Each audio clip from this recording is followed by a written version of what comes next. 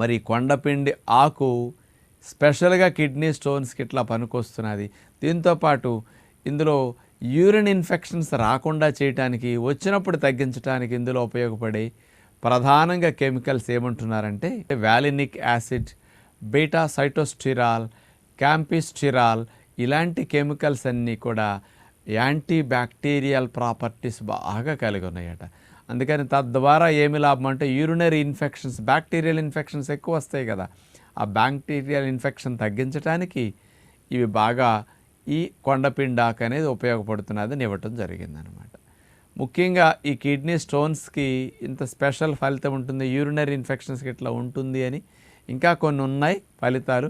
ఎవరు పరిశోధన చేశారనే విషయానికి వస్తే 2012 సంవత్సరంలోనే యూనివర్సిటీ ఆఫ్ కొలంబో శ్రీలంక వారు దీని మీద పరిశోధన చేశారు. అట్లాగే 2012